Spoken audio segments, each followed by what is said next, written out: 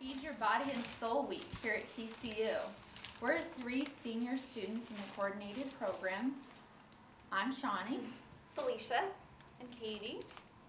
And today we're going to be building a life-size Barbie and discussing the physical, psychological, emotional, and social effects of restrictive dieting. Take it away. We're going to start by stuffing Barbie's hips because in reality, if you put Barbie to the scale of a human, she would have 33-inch hips and an 18-inch waist. And so we're trying to create that contrast by making her hips larger. You can't make the waist smaller than it already is, which this is too large, which if you think about a normal mannequin and how small it already is, it's, yeah.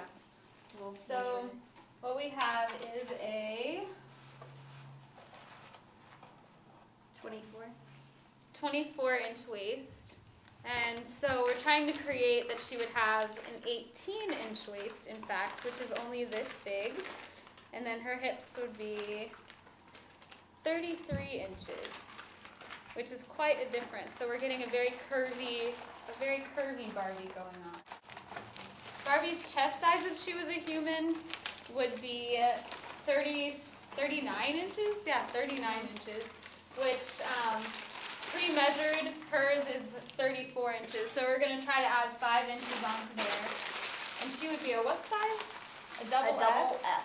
Double F bra size, which I've never heard of, but apparently they do make. For generations, Barbie has been the doll that little girls have aspired to be. You can find a Barbie to fit every dream. A party girl, a career woman, and a fashion model all wrapped into one.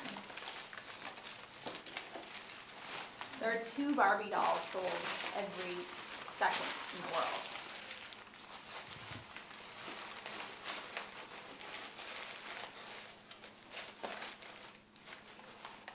So more out than flat. And Barbie's a pretty common toy. I mean, most girls that I knew growing up had at least one Barbie, but I think the average that we read was 7 Barbies per child, which... Yeah, a girl usually has her first Barbie at the age of 3 and collects a total of 7 during her childhood. And in fact, it's in the top 10 selling toys in the world.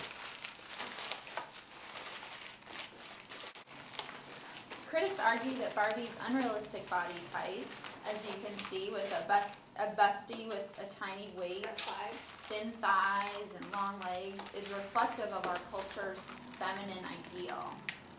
Yet less than 2% of American women can ever hope to achieve such dreamy measurements.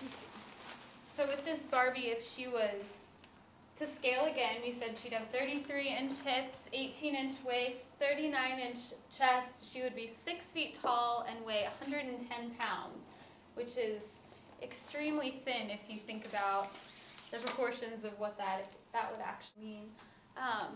And that would put her at a BMI of about 16, which is definitely clinically anorexic, and so that's just not a healthy image for kids to have of what would be that ideal shape. She also would have a size 3 foot, so normally with like size 8, so you'd have to cut off more than half her foot, which means that she would be toppling over and have to be on all 4s in order to support herself. It sets an impossible standard that seems achievable, but it can really lead to unhappiness in young children with this seemingly imperfect body. I don't know if you can. We've let images like Barbie and slender figures on magazine covers tell us what we should look like, and since most of us don't look like supermodels, we end up feeling bad about our bodies. Okay, so that kind of gives an image of how tiny she is here and how proportionally she gets larger. So it kind of gives it's a very unrealistic way to